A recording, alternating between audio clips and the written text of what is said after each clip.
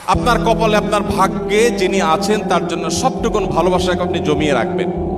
আপনি জানেন আপনার জীবনে, বৈবাহিক জীবনে একজন সঙ্গিনী আসবেন, এটা এক্সপেক্টেড। কিন্তু আপনি এখন থেকে যদি কোথাও প্রেমের নামে অবৈধ সম্পর্ক করেন, অবৈধ রিলেশন করেন, হারাম সম্পর্ক স্থাপন করেন, তাহলে দিন শেষে আপনি কিন্তু আপনার সে হবু স্ত্রীর সাথে বিশ্বাসঘাতকতা করলেন।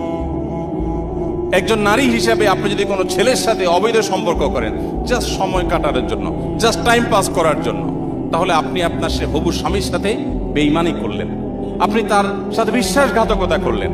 গোটা পৃথিবী বলবে আপনার যৌবনকে আপনি এনজয় করেন, আপনি যৌবনের উচ্ছলতায় হারিয়ে যান, আপনি ভোগ করেন।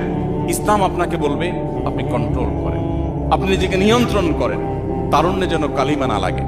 আমাদের মুখতার ভাই বিবাহ সম্পর্কে বলছিলেন, একজন মুসলিম তরুণ তার তারুণ্যে মনে চাইল আর কোনো পাপাচারে লিপ্ত হয়ে গেলেন, আল্লাহর অবাধ্য হয়ে গেলেন, বিবাহ বহির্ভূত কোনো সম্পর্কে জড়িয়ে পড়লেন। এটি কোনো মুসলিমের সাথে অন্তত যায় না। একজন মুসলিম তরুণ এতটা ঢিলা হওয়া উচিত না।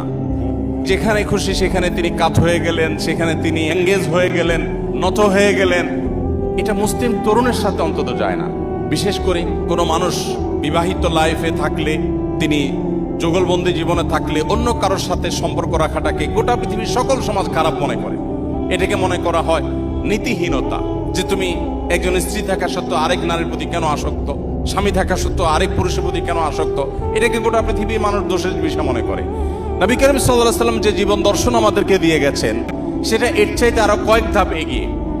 সেটা হলো আল্লাহ আপনাকে যে তারুণ্য দিয়েছেন, এই তারুণ্যের সবটুকুন ভালোবাসা আপনি জমিয়ে রাখবেন আপনার সে জীবন সঙ্গিনীর জন্য।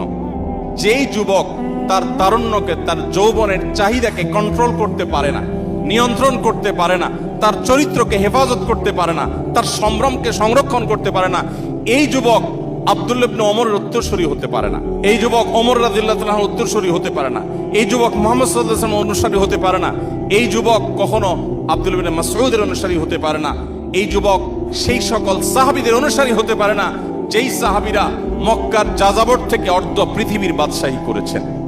আপনি তাদের অনুসারী, সেই নবীর উম্মত যে নবী তার যৌবনকে হেফাজত করেছেন এবং হেফাজত রাখতে বলেছেন। অতএব এই সংগ্রামে আমাদেরকে জিততে হবে এবং জয়ী হতে হবে। আল্লাহ তাআলা আমাদের সবাইকে সেই তৌফিক দান করুন।